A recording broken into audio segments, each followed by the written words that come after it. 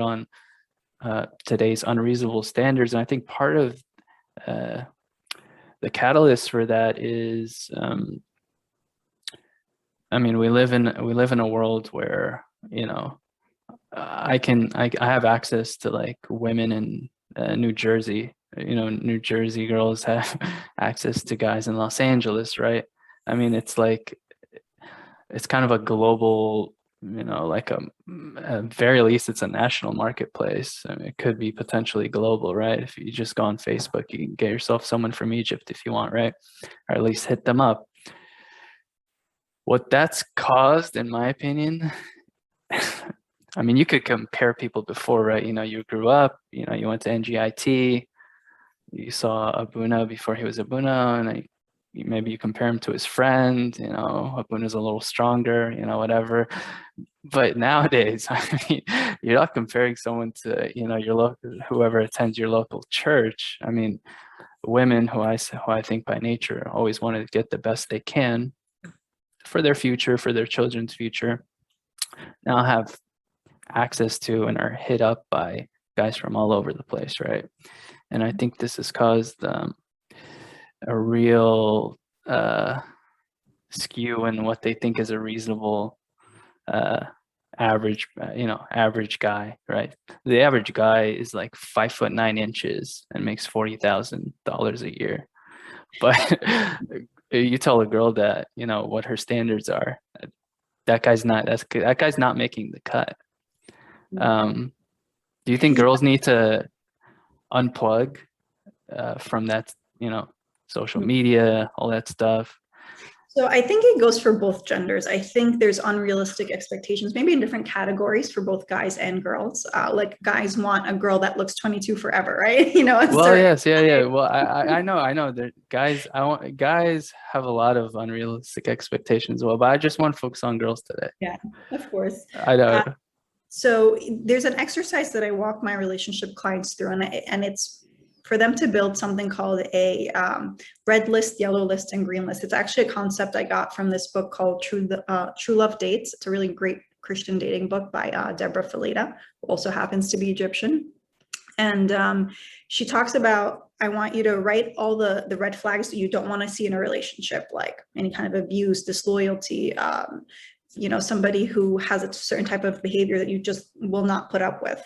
Want to put a yellow list together, which are the things that are like, I prefer not to have in a relationship, but there may be, it depends on the situation, depends on the person. So maybe like, you know, somebody with past history, sexual history, whatever kind of history, any kind of, you know, rocky relationships with family or friends or whatever it may be.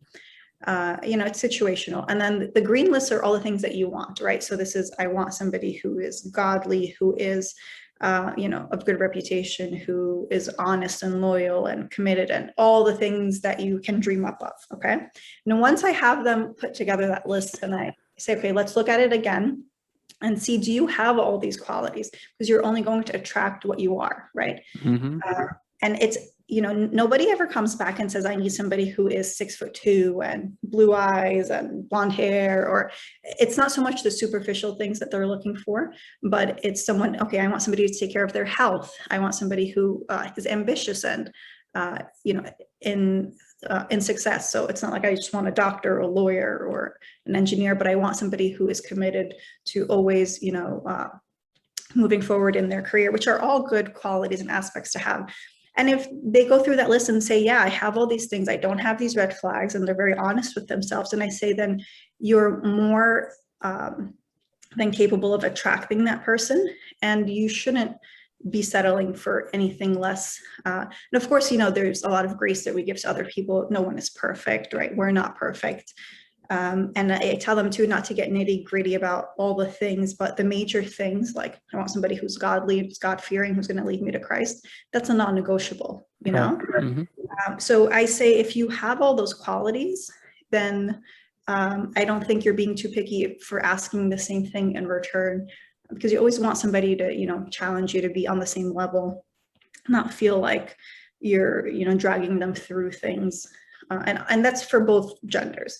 Guys should, you know, want what they have, and that's what they're attracting. And same thing with girls. And maybe the real question we should be asking is, all right, we've got all these ambitious girls who are very successful, who have very well-rounded. And, I'm seeing this a lot as well. Maybe I'm biased too because I'm a female, and then they're like, hey, I'm looking around and these guys don't have all these things. They're not as well-rounded. They don't, have all the things I'm looking for. And that's why a lot of them are maybe single now. Mm-hmm. And, as they get older as well. So I don't know, maybe that's an even deeper question we should be asking is, where's everybody at? Where are all the good guys at? Okay, so you actually reminded me of a TED Talk I watched of it was a woman. She was talking about her singleness. I think she was in her early 30s at the time of this video, and she was talking about how in her early 20s she created a list of her ideal guy, and it was like some 30 to 40 points. It was all kinds of stuff.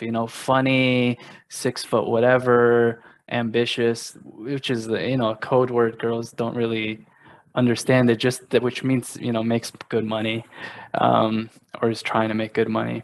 Likes dogs, doesn't like cats. It was all this kind of stuff, right? And then she started talking about, as she grew older, she couldn't find a guy with all these things, right? She grows a little older, she starts marking things off. She grows a little older, she starts marking more things off until she's at 30 something, and her list boils down to like a few things, like funny, cares about me, whatever. It's a few things. It sounds like what you do is kind of, you get girls to realize this before it's too late, right? You get them to realize what the essential things are that they should be looking for in their husband.